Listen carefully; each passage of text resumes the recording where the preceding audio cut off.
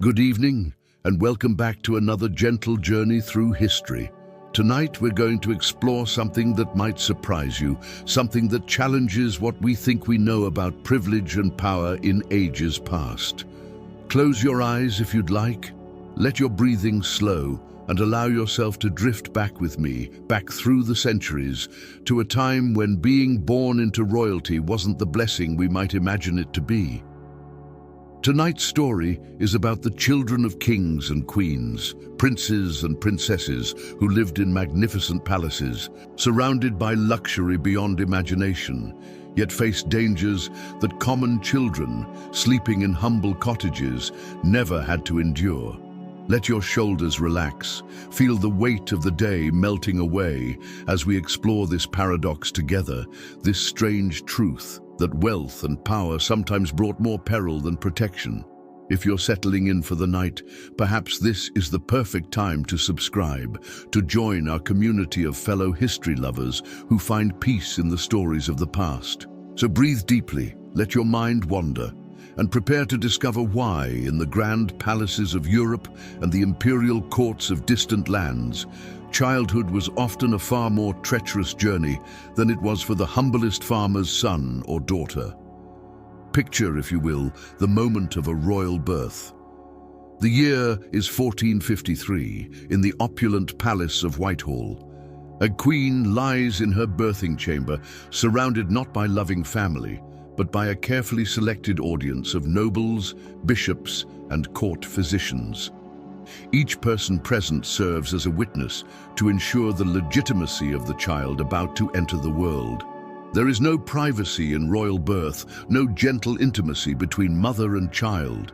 When the infant's first cry pierces the air, it echoes through corridors of marble and gold.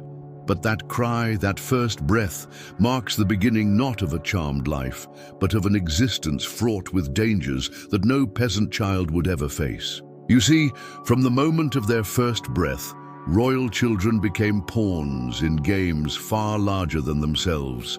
Their tiny bodies, soft and vulnerable as any newborn, carried the weight of dynasties, the hopes of nations, and the fears of those who would see their bloodline ended.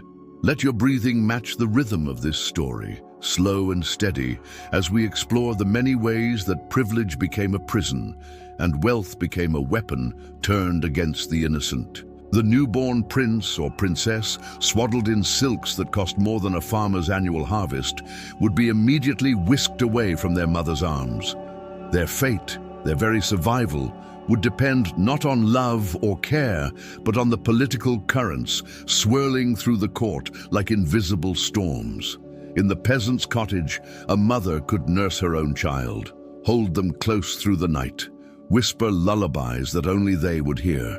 But in the palace, wet nurses were chosen not for their maternal warmth, but for their political reliability. Even the act of feeding became a matter of state security. Now let your mind drift with me to the grand dining halls of royal palaces, where even the youngest princes and princesses took their meals. Picture the long tables of polished oak, set with plates of finest silver, goblets that gleam like captured starlight. But in this luxury lurked a danger that haunted every royal meal. Every bite, every sip could be their last.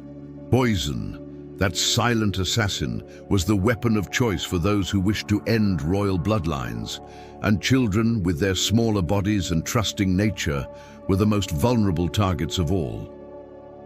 Royal children learned early, perhaps by the age of 4 or 5, to eat only from dishes prepared by trusted servants. They watched as food tasters, brave souls whose lives were worth less than a prince's safety, sampled every dish first, waiting those terrible moments to see if death would claim the taster before the child could safely eat. Imagine the psychological weight on such small shoulders. Every meal became a lesson in mortality, every cup of wine or water a reminder that someone, somewhere in the shadows of the palace, might wish them dead.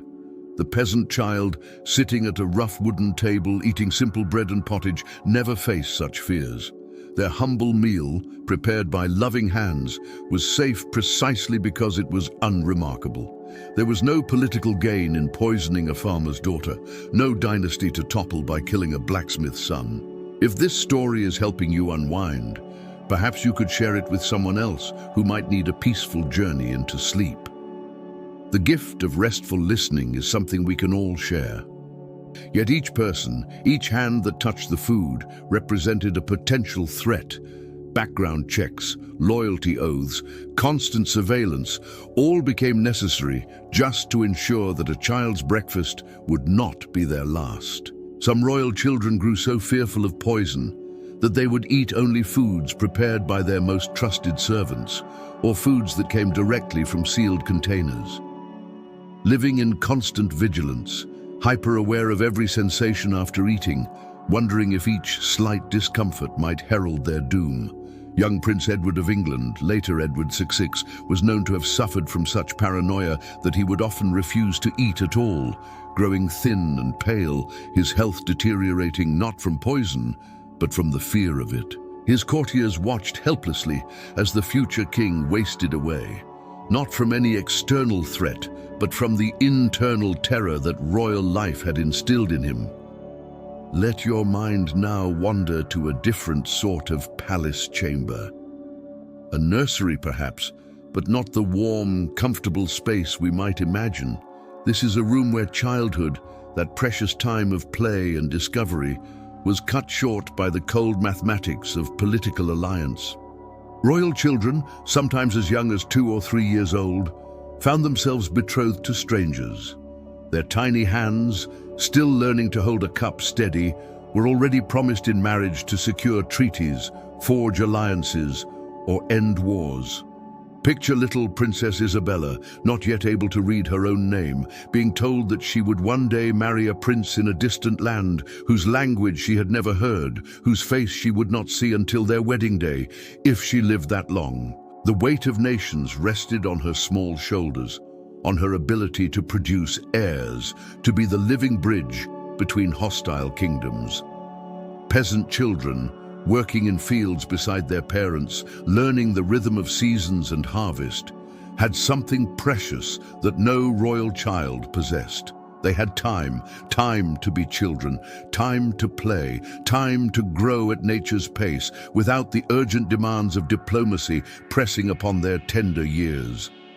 Royal childhood was measured not in the natural progression of growth and learning, but in the urgent timetable of politics. A prince might find himself heir to a throne at age 5, expected to understand matters of state, to sit through tedious council meetings, to make decisions that would affect thousands of lives, while other children his age were learning to climb trees and catch fireflies. The education of royal children, while privileged in its scope, was also a kind of prison. They learned languages not for the joy of communication, but as tools of negotiation. They studied history not to understand the human story, but to memorize the genealogies that justified their bloodline's right to rule. While a miller's son might spend his afternoons exploring streams and meadows, learning the simple pleasure of discovery, a prince of the same age sat in stuffy chambers, memorizing the complex web of European nobility, learning which families were allies, which were enemies, and which might switch sides at a moment's notice. Catherine of Aragon was betrothed to Arthur, Prince of Wales, when she was just 3 years old. She spent her childhood learning English customs, English language, English politics, all in preparation for a marriage to a boy she had never met. When Arthur died shortly after their wedding, she found herself a political pawn once again, her fate entirely dependent on the whims of Henry VII and later Henry VIII. Now breathe deeply and let your mind travel with me to perhaps the most dangerous aspect of royal childhood, the ever-present threat that came not from enemies but from within the family itself. In the great palaces of history, where marble columns reached toward painted heavens and gardens stretched beyond the horizon, brothers and sisters, uncles and cousins could become mortal enemies simply by virtue of their birth order and their proximity to the throne. Royal children learned early that their siblings were not just playmates, but potential rivals for a crown that could only rest on one head. The older brother, heir to everything, looked at younger siblings and saw potential usurpers. The younger children looked at their elder brother and sometimes saw an obstacle to their own ambitions. History is filled with tales, whispered in palace corridors, of royal children who died mysteriously, who disappeared from their chambers in the night, who suffered convenient accidents that cleared the path to succession for others. The peasant child, sleeping peacefully in a cottage loft, surrounded by brothers and sisters who shared their struggles and joys, never faced such fears. Their siblings were allies in the fight for survival, partners in the work of harvest and hearth, not competitors in a deadly game where only one could win. If you're finding peace in this journey through time, feel free to let others know. Sometimes the best gift we can give is the promise of restful sleep and gentle learning. Royal children sometimes grew up in separate quarters, raised by different attendants, educated by competing tutors, all to minimize the bonds between them that might complicate future succession disputes. They were kept deliberately apart, their natural sibling affection carefully managed to serve the needs of political stability. Imagine the loneliness of a young prince, surrounded by luxury beyond measure, yet unable to trust even his own brothers, unable to play freely, unable to share secrets, unable to form the deep bonds of childhood friendship that sustain us through life's challenges. The famous case of the princes in the Tower illustrates this tragic reality. Edward V and his younger brother Richard were sent to the Tower of London for their own protection, but many historians believe they were murdered there, possibly on the orders of their own uncle, Richard III, who saw them as threats to his claim to the throne.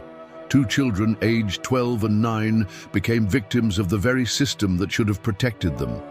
Let your thoughts drift now to the grand balconies of royal palaces, where even the youngest members of the royal family were required to appear before crowds, to wave and smile, to project an image of strength and divinity that belied their tender years. Royal children, from the moment they could walk steadily, became performers in an elaborate theatre. Their every public appearance was choreographed, their clothing chosen to send political messages, their expressions coached to convey the proper blend of authority and benevolence. A 6-year-old prince, barely tall enough to see over the balcony railing, would stand for hours in heavy ceremonial robes, while thousands of subjects gazed upward, looking for signs of weakness or illness or any flaw that might suggest the royal bloodline was failing.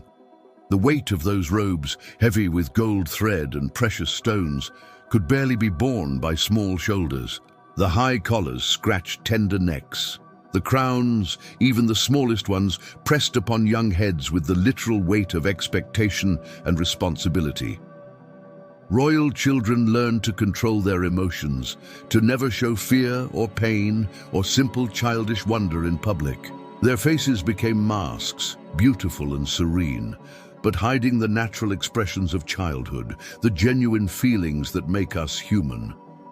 Even their play, when they were allowed to play, was conducted under the watchful eyes of attendants who reported every word, every action, every preference to parents and advisors who sought to shape the child's character according to the needs of state.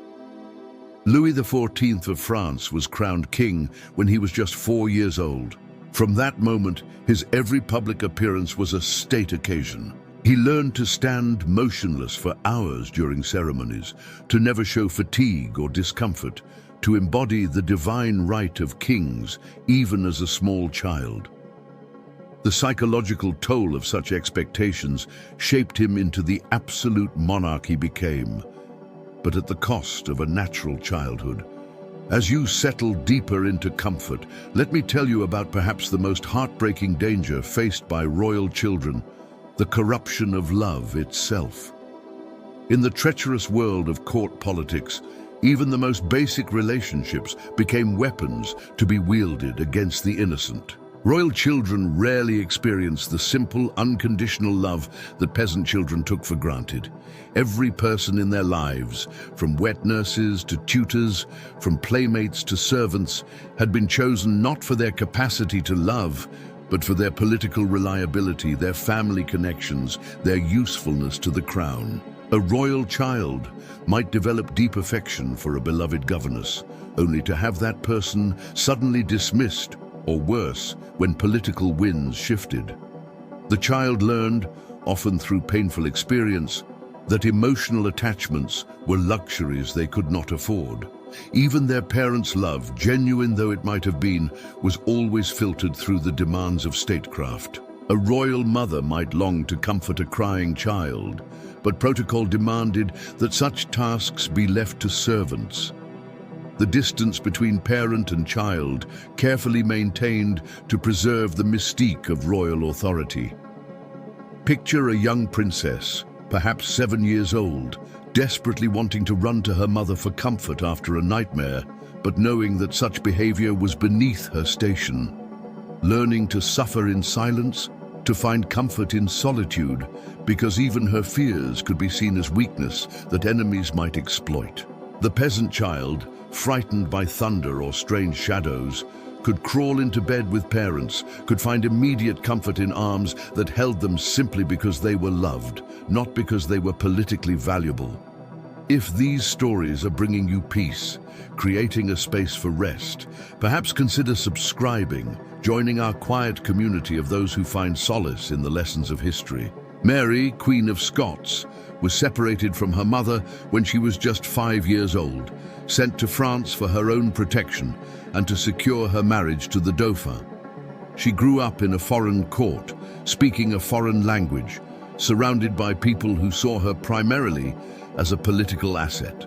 Her letters home reveal a deep longing for maternal comfort that was never fully satisfied, even when she eventually returned to Scotland as an adult. Now let your imagination carry you through the endless corridors of a royal palace, where every step, every gesture, every word spoken by a royal child was governed by centuries of rigid protocol and ancient tradition. Royal children woke each morning not to the gentle chaos of family life, but to the precise choreography of court ceremony. Their clothing was laid out according to the day's schedule, their meals planned by committees, their conversations monitored by attendants who reported every word to parents and advisors. Even the most basic human needs became elaborate rituals. A simple request for water required the proper forms of address, the correct positioning of hands, the appropriate tone of voice. A royal child who forgot protocol, even briefly, faced correction that emphasized their difference from and superiority to ordinary children. But this superiority came at a terrible cost. Royal children lived in beautiful cages, surrounded by luxury, but denied the simple freedoms that made childhood a time of wonder and discovery. They could not run through halls for fear of appearing undignified. They could not raise their voices even in play because such behavior was unseemly.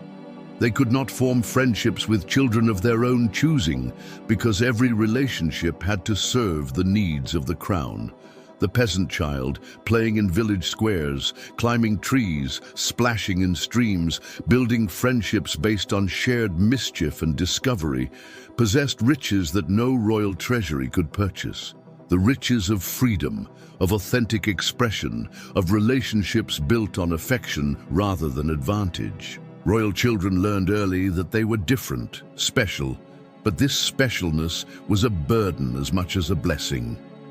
They were living symbols, representations of divine authority, expected to embody perfection at an age when most children were still learning to tie their shoes. The Spanish Infanta Margarita Teresa, immortalized in Velázquez's paintings, lived her entire short life according to the rigid protocols of the Spanish court.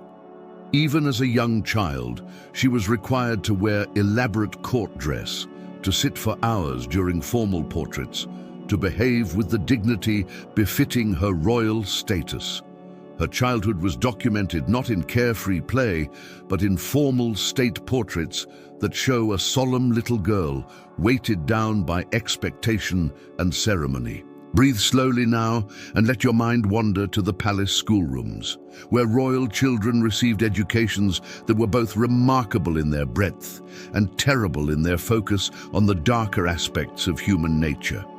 While a blacksmith's son learned his father's trade through patient demonstration and gentle correction, royal children studied the art of war, the science of espionage, the mathematics of taxation, and the psychology of control before they had reached their 10th birthday. Their tutors, learned men brought from across Europe, taught them not just languages and literature, but the harsh realities of power.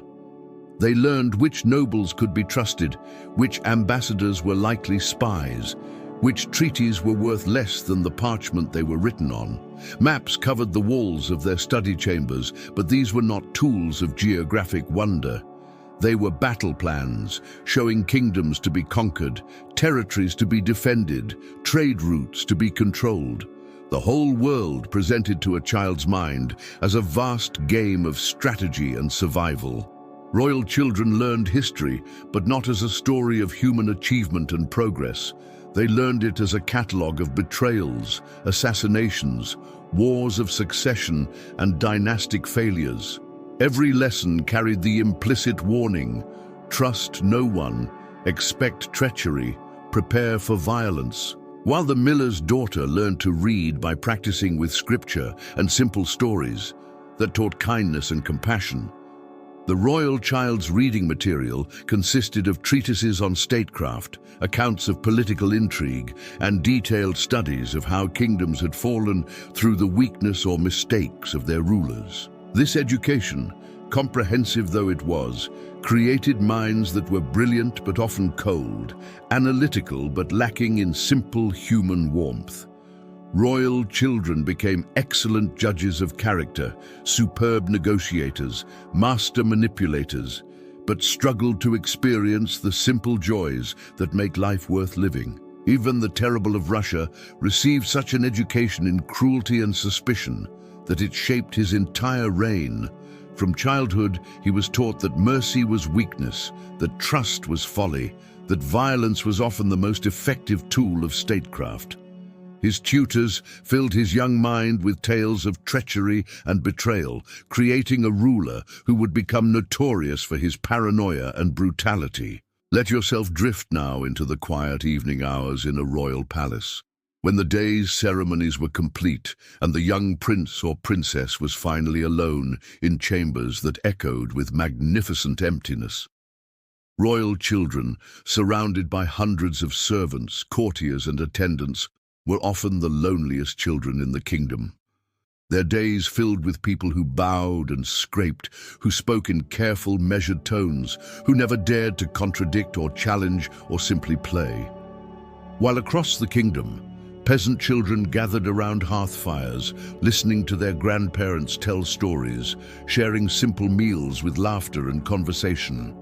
The royal child dined alone, or in the company of adults who spoke over their heads about matters of state that turned food to ash in their mouths. The palace gardens, magnificent though they were, became solitary places where a young prince or princess might walk in silence, attended by guards who maintained a respectful distance, never quite alone, but never truly accompanied either. Royal children often turned to books for companionship, but even their reading was supervised, their choice of literature approved by tutors and advisors. They could not lose themselves in tales of adventure and romance because such stories were deemed inappropriate for future rulers who must remain focused on the harsh realities of power. Sleep, when it finally came, brought little peace. Royal bedchambers were grand affairs, with four-poster beds draped in the finest fabrics, but they were also fortresses, with guards posted outside, locks on every door, and weapons within easy reach. Even in sleep, a royal child could not escape the awareness that danger might come at any moment. If you're still with me, feel free to subscribe or share this with someone who needs a little rest. Sometimes, the most precious gift we can offer is the promise of peaceful sleep and gentle learning. The future Queen Elizabeth. I spent much of her childhood in such isolation, particularly after her mother Anne Boleyn's execution. She learned early to trust no one completely, to find comfort in books and learning rather than human companionship. This enforced solitude shaped her into the brilliant but guarded ruler she would become, capable of inspiring great loyalty, but seemingly incapable of experiencing the simple intimacy that most people take for granted. Now let your thoughts turn to a subject that might seem surprising: the ways in which royal privilege actually endangered the health of royal children rather than protecting it. In an age when medical knowledge was limited and often dangerous, royal children received the most advanced medical care available, which often meant they were subjected to treatments that were more harmful than the ailments they were meant to cure. Royal physicians, under enormous pressure to cure any ailment affecting a prince or princess, often resorted to extreme measures. Where a peasant child with a fever might be given simple herbal remedies and allowed to rest, a royal child would be subjected to bloodletting, purging, and treatments with mercury and other toxic substances. The pressure on royal physicians was immense. If a royal child died under their care, they might face execution or exile. This pressure led to desperate measures, to experimental treatments, to attempts to cure through increasingly aggressive interventions that often hastened death rather than preventing it. Royal children were also more likely to be exposed to diseases brought by the constant stream of visitors to court. Ambassadors, nobles, merchants, and petitioners from across Europe brought with them the diseases of distant lands. The palace, for all its grandeur, became a breeding ground for illness, a place where exotic diseases could find new victims. The peasant child, living in a small village where strangers were rare, faced fewer such exposures. Their simple diet, while lacking in variety, was at least free from the rich foods and exotic spices that often upset royal digestions.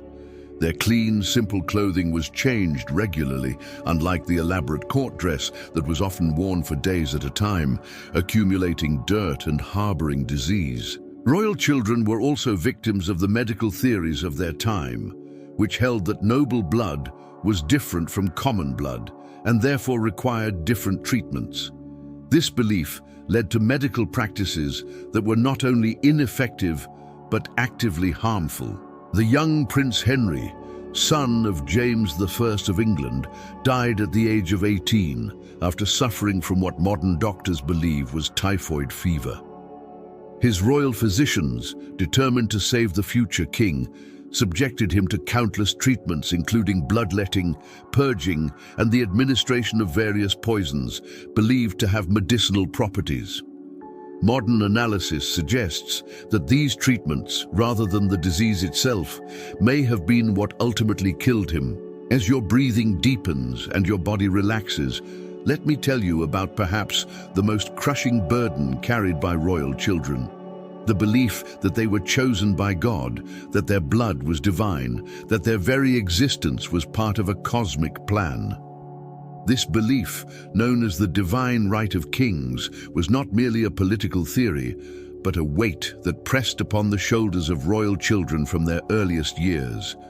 They were taught that they were not merely human beings, but earthly representatives of divine will, responsible not just to their subjects, but to God himself. Imagine the psychological pressure of believing, from the age of 5 or 6, that your actions could determine not just the fate of a kingdom, but your own eternal soul. Royal children were taught that their failures were not merely personal disappointments, but sins against God, betrayals of divine trust.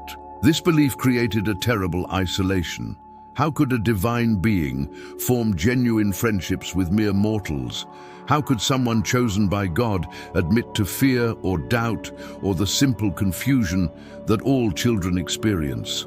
The doctrine of divine right created gods out of children, but gods are, by definition, alone. Royal children struggled with questions that no child should have to face. If they were truly chosen by God, why did they feel fear? If they were divine, why did they experience doubt? If they were perfect, why did they make mistakes? These questions often led to deep spiritual crises, to a sense of unworthiness that could never be resolved. The peasant child, taught that they were humble servants of God, could find comfort in prayer, in the belief that God loved them despite their imperfections. But the royal child, taught that they were God's chosen representative, could find no such comfort. Their relationship with the divine was one of responsibility rather than love, of duty rather than grace. This burden of divine right also meant that royal children could never fully relax, never truly be themselves, because their divine nature required constant vigilance, constant perfection, constant awareness of their cosmic responsibilities. Louis XIV of France, the Sun King, was raised from infancy to believe that he was God's representative on earth. This belief gave him enormous confidence and authority, but it also created a man who could never admit error, never show weakness, never experience the simple human joy of being accepted for who he was rather than what he represented. Even in his private moments, he remained on stage, performing divinity for an audience of one. Let your mind drift now to something that seems contradictory, how the very luxury that surrounded royal children often became a source of danger rather than comfort. Royal children lived surrounded by objects of incredible beauty and value: golden cups, silver plates, jeweled daggers, rich tapestries, and precious stones. But each of these objects could become a weapon in the wrong hands, or a source of temptation for those who might betray the royal family for material gain. The elaborate court dress worn by royal children, while magnificent to behold, was also restrictive and dangerous. Heavy robes could cause falls, elaborate headdresses could cause neck injuries, and tight corsets could interfere with breathing. The very clothing that marked them as royal often hindered their movement and put their health at risk. Royal children learned early that they could trust no gift, no matter how beautiful or apparently harmless. A jeweled toy might contain a hidden blade, a book might be treated with poison, a piece of jewelry might be designed to cause injury when worn. Every object in their environment had to be examined, tested, and approved before they could safely interact with it. The rich foods served at royal banquets, while delicious, were often dangerous to young digestive systems. Elaborate dishes prepared with exotic spices could cause illness, and the custom of serving multiple courses meant that royal children often ate far more than was healthy. The very abundance that marked their privilege became a health hazard. Royal children also faced unique dangers from the architectural grandeur of their homes. Palace balconies, while perfect for public appearances, could become death traps for a curious child. Elaborate staircases, winding corridors, and high windows all presented opportunities for accidents that could have political as well as personal consequences. The peasant child, playing in simple surroundings with toys carved from wood or sewn from scraps of cloth, faced no such dangers. Their humble homes, while lacking in luxury, were designed for safety and practicality. Their simple meals, while monotonous, were at least familiar to their digestive systems. Princess Sophia Dorothea of Chelles learned this lesson tragically when she was imprisoned in a castle for 32 years, from age 28 until her death. Her luxurious prison, with all its beautiful furnishings and elaborate decoration, became the setting for a slow, psychological torture that broke her spirit. The very magnificence of her surroundings served as a daily reminder of what she had lost and could never regain. Now, as you sink deeper into relaxation, let me tell you about the peculiar world of royal childhood games, where even play became a preparation for the deadly, serious business of ruling. Royal children were not allowed to play simple games of tag or hide and seek. Their play was structured, educational, and always observed. They played chess not for fun, but to learn strategy. They practiced dancing not for joy, but to perfect the skills they would need at state occasions.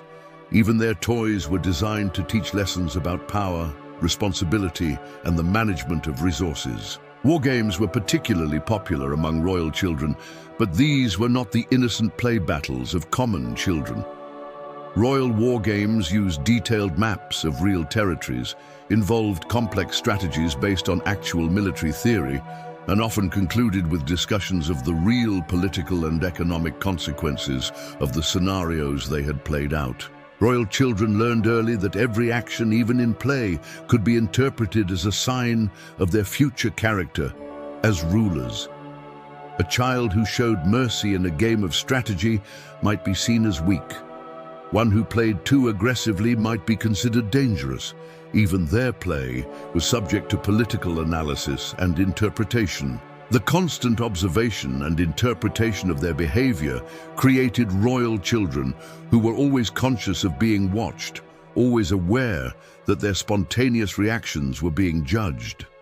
This awareness killed the natural spontaneity of childhood, replacing it with a calculated performance that had to be maintained at all times. Royal children often retreated into elaborate fantasy worlds, creating imaginary kingdoms where they could experience the freedom that was denied to them in reality.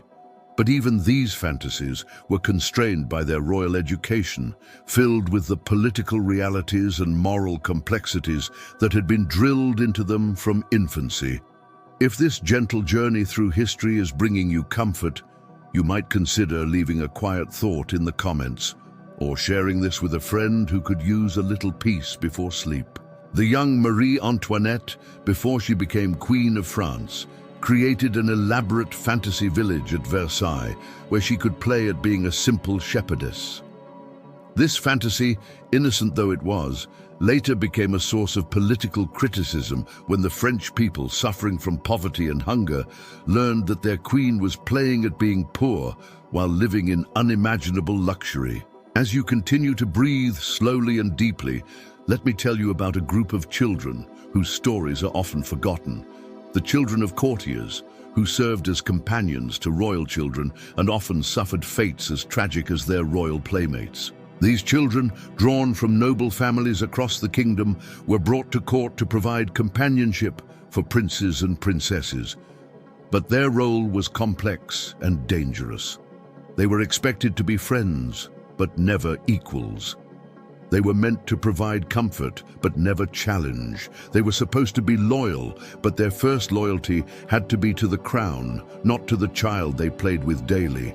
Courtiers' children learned early that their friendship with a royal child was not based on affection or compatibility, but on political necessity.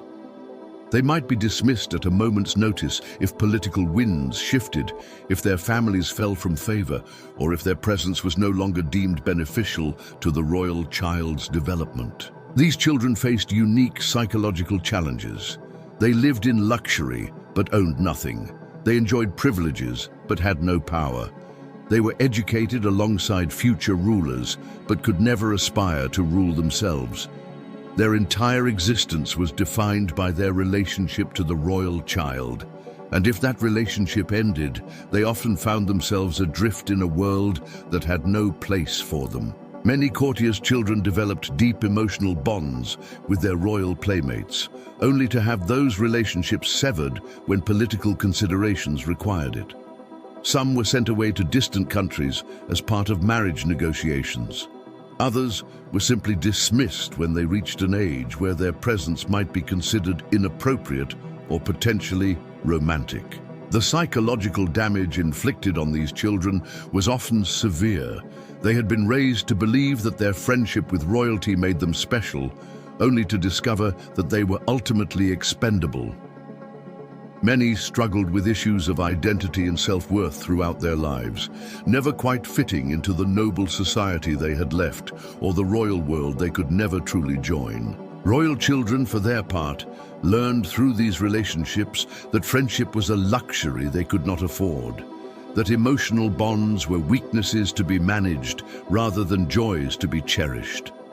The constant coming and going of companions taught them that people were interchangeable, that emotional detachment was safer than genuine affection. Lady Jane Grey's story exemplifies these tragic dynamics. Raised at court as a potential bride for young King Edward VI, she was educated alongside him and developed what appears to have been genuine affection for the sickly young king.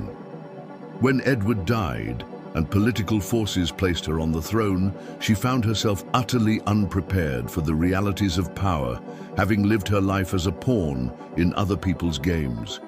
Her 9-day reign ended with her execution at the age of 16 or 17. Let your mind drift now to consider one of the heaviest burdens carried by royal children, the expectation of perfection in all things. From their earliest years, they were taught that mistakes were not merely errors to be learned from, but potential disasters that could undermine the authority of the crown itself. Royal children were expected to excel in languages, mathematics, music, dancing, riding, and weapons training, all while maintaining perfect deportment and never showing signs of fatigue or frustration. A prince who struggled with Latin was not simply a child having difficulty with a subject, but a future king whose weakness might be exploited by enemies of the realm. The pressure to achieve perfection created royal children who were often brilliant but brittle, capable of great accomplishments, but prone to devastating collapses when they encountered failure. They learned early that their mistakes were not private learning experiences, but public scandals that could have political ramifications. This expectation of perfection extended to physical appearance as well. Royal children were expected to embody the ideal of their bloodline, to be beautiful, graceful, and physically perfect. Any deviation from this ideal, any sign of illness or deformity, was seen as a potential threat to the dynasty's reputation and legitimacy. Royal children with physical disabilities or learning difficulties faced particularly cruel fates. Some were hidden away from public view, their existence denied or minimized. Others were subjected to brutal treatments designed to force them into conformity with royal expectations, regardless of the physical or psychological cost. The peasant child, on the other hand, was allowed to be imperfect, to learn at their own pace, to struggle and fail without the weight of political consequences. Their mistakes were private family matters, opportunities for growth and learning rather than threats to national security. This burden of perfection created royal children who were often isolated not just from common people, but from their own humanity. They learned to suppress natural reactions, to hide genuine emotions, to present a facade of perfection that denied their own human needs and limitations. Prince John of England, son of King Henry VI, suffered from what historians believe may have been epilepsy or another neurological condition. Rather than receive understanding and appropriate care, he was subjected to increasingly desperate treatments designed to cure his weakness and make him fit to inherit the throne. The stress of these expectations and treatments likely contributed to his early death at age 15. As you settle more deeply into rest, consider the ultimate irony of royal birth, that the very blood that was supposed to ensure privilege and protection often became the source of the greatest danger. Royal blood was both a blessing and a curse, marking its bearers as special, but also as targets. Throughout history, royal children faced threats not despite their noble birth, but because of it. Their bloodline made them valuable as political pawns, but it also made them dangerous to anyone who might benefit from their deaths. The concept of royal blood created a peculiar form of imprisonment. Royal children could not simply disappear into obscurity if they wished to escape the dangers of court life. Their blood marked them forever, making them perpetual targets for those who saw political advantage in their elimination or exploitation. Unlike peasant children, who could change their circumstances through hard work or good fortune, royal children were trapped by their ancestry. They could not renounce their birthright without creating political chaos, could not seek anonymity without abandoning their responsibilities to their kingdoms and their subjects. The weight of royal blood also created unique psychological burdens. Royal children were taught from infancy that they were inherently different from and superior to common people, but this supposed superiority came with a price that many found too heavy to bear. Some royal children throughout history attempted to escape their blood-given destiny, but such attempts usually ended in tragedy. They might flee to distant lands only to be pursued by assassins sent by rivals who feared their return. They might attempt to live simple lives only to be discovered and forced back into the political arena they had tried to leave. The famous case of the lost Dauphin, the son of Louis XVI and Marie Antoinette, illustrates the inescapability of royal blood. After his parents' execution during the French Revolution, the 10-year-old prince disappeared, leading to decades of speculation and numerous impostors claiming to be the rightful heir to the French throne. Whether he died in prison or escaped to live in hiding, his royal blood made him either a victim or a fugitive, but never truly free. Now, as you breathe deeply and let your body sink into complete relaxation, let me tell you about perhaps the most heartbreaking aspect of royal childhood: the systematic corruption of natural innocence that began almost from the moment of birth. Royal children were not allowed the luxury of innocence that peasant children enjoyed. They could not believe in the basic goodness of people, could not trust in the safety of their world, could not maintain the simple faith in justice and fairness that sustains most children through their early years. From their earliest memories, royal children were taught to see the world as a place of constant danger, where every smile might hide a threat, every gift might conceal a trap, every friendship might mask an agenda. This education in paranoia was considered essential for their survival, but it robbed them of the wonder and trust that make childhood a time of joy and discovery. Royal children learned to read faces not for expressions of love or kindness, but for signs of deception or malice. They were taught to analyze conversations not for their content, but for their subtext. They became experts in the subtle arts of manipulation and control before they had learned to read simple stories or play innocent games. The toys of royal children were often miniature versions of the tools of power: toy soldiers that taught military strategy, model castles that illustrated principles of defense, games that reinforced lessons about the exercise of authority. Even their play was designed to prepare them for the harsh realities of rule. This systematic destruction of innocence created royal children who were often brilliant and capable, but who had never experienced the simple joy of trusting completely, of believing in goodness without reservation, of loving without calculation.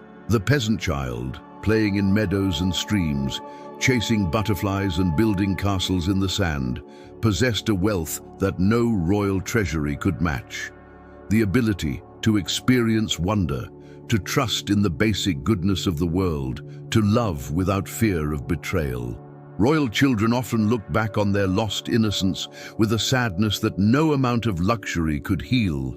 Many royal memoirs and letters speak wistfully of the simple pleasures they observed in the lives of common children, pleasures that their royal birth had made forever impossible for them to experience. Elizabeth of England, in her later years, was known to speak with deep sadness about the childhood she had never been allowed to have. Despite her magnificent achievements as a queen, she mourned the simple joys of childhood friendship, innocent play, and unconditional love that her royal birth had denied her. As you continue to rest peacefully, let me share with you one final aspect of royal childhood that illustrates the unique burdens these children faced, the elaborate rituals and expectations that surrounded even their deaths. When a royal child died, their death was not simply a family tragedy, but a matter of state that required careful management and elaborate ceremony. The child's body became a political symbol, their funeral a diplomatic occasion, their grave a site of potential pilgrimage or political demonstration. Royal children who died young were often mourned not primarily as beloved individuals, but as symbols of dynastic hopes that had been crushed. Their deaths were analyzed for political implications, their symptoms studied for signs of poison or conspiracy, their last words recorded and interpreted as potential prophecies or accusations. The elaborate funeral rituals surrounding royal children were designed more to reinforce political messages than to provide comfort to grieving parents. These ceremonies could last for weeks, with the child's body lying in state, while dignitaries from across Europe came to pay their respects and assess the political implications of the death.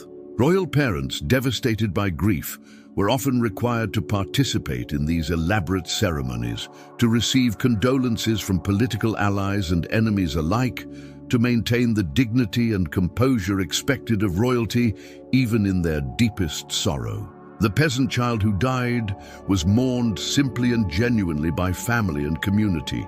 Their grave was a place of personal memory and love, not political symbolism. Their parents could grieve openly and honestly, without concern for the political implications of their sorrow. Some royal children, aware from an early age of their own mortality and the political implications of their potential deaths, left behind letters or instructions that reveal their deep understanding of the burdens they carried. These documents, written by children who should have been concerned with games and lessons, instead reveal minds preoccupied with duty, legacy, and the political consequences of their existence. Prince Arthur of England, the elder brother of the future Henry VIII, left behind letters written when he was still a teenager that reveal his deep sense of responsibility for the Tudor dynasty and his awareness that his life was not entirely his own. His early death at 16 changed the course of English history, transforming his younger brother Henry from a spare heir into the future king who would break with Rome and reshape English religion and politics. As our journey through the dangerous world of royal childhood draws toward its close, let your breathing slow even further and consider what these stories from centuries past might teach us about the nature of privilege, power, and childhood itself. The royal children of history remind us that external advantages, no matter how magnificent they might appear, cannot guarantee happiness, safety, or fulfillment. The princes and princesses who lived in the most beautiful palaces, wore the finest clothes, and received the most comprehensive educations often lived lives of greater fear, loneliness, and restriction than the humblest peasant children. Their stories teach us that true wealth lies not in material possessions or social position, but in the freedom to be authentic, to love without reservation, to trust without calculation, and to experience wonder without fear. These are gifts that cannot be bought with gold or secured through political power. The royal children of the past also remind us of the importance of genuine human connection, of relationships based on love rather than advantage, of the irreplaceable value of family bonds that exist for their own sake rather than for political purposes. Perhaps most importantly, these stories remind us that childhood itself is precious, that the time for play and discovery and innocent trust should be protected and cherished, not sacrificed to adult ambitions or political necessities. If this journey through history has brought you some measure of peace, or if these stories have given you new insights into the human condition, you might consider sharing this experience with others who could benefit from such gentle reflection. Sometimes, the greatest gift we can offer is simply the promise of peaceful rest and thoughtful contemplation. The modern world, for all its complexities and challenges, offers most children something that royal children of the past could never enjoy: the possibility of authentic relationships, genuine privacy, and the freedom to make choices based on personal happiness rather than political necessity. Now, as you prepare to drift into sleep, let me leave you with one final image, one last gentle thought about the royal children whose stories we have shared tonight. In death, these princes and princesses finally achieved something that had been denied to them in life: They became simply children again. Freed from the burdens of dynasty and the expectations of divinity, they could rest at last in the peaceful anonymity that they had never known while living. Their graves, scattered across Europe and beyond, no longer distinguish between the children of kings and the children of peasants. Time has erased the elaborate ceremonies and political symbolism, leaving only the universal human story of young lives cut short, of potential unfulfilled, of innocence lost too early. But in their stories, preserved in letters and chronicles and court records, these royal children live on not as symbols of power or privilege, but as reminders of the fundamental humanity that connects us all. Their fears and hopes, their longing for love and acceptance, their desire for simple happiness speak across the centuries to our own hearts. Tonight, as you rest in safety and comfort, surrounded perhaps by those who love you simply for who you are, rather than for what you represent, you possess riches that the mightiest princes and princesses of history would have envied. You have the freedom to dream your own dreams, to choose your own path, to love without calculation and trust without fear. Let their stories remind you of the precious gifts of ordinary life, the gift of authentic relationships, the gift of genuine privacy, the gift of childhood wonder that extends into adulthood, the gift of being valued for yourself rather than for your usefulness to others. And now, as the stories of these long-ago children fade into the gentle darkness of approaching sleep, let yourself drift away on the current of time, secure in the knowledge that you are free to dream your own dreams, to write your own story, to be simply and completely yourself. Sleep well, knowing that the greatest privileges in life are not the ones that come with crowns and palaces, but the ones that come with love, freedom, and the simple right to be human. Sweet dreams, and thank you for joining me on this gentle journey through the shadows and light of history. If this brought you peace, perhaps share it with a friend who could use a little rest too. The children of kings and queens have taught us their final lesson, that true royalty lies not in blood or birth, but in the courage to remain authentically human in a world that often demands otherwise. Rest now in the knowledge that you possess that most precious of all crowns, the crown of your own free spirit.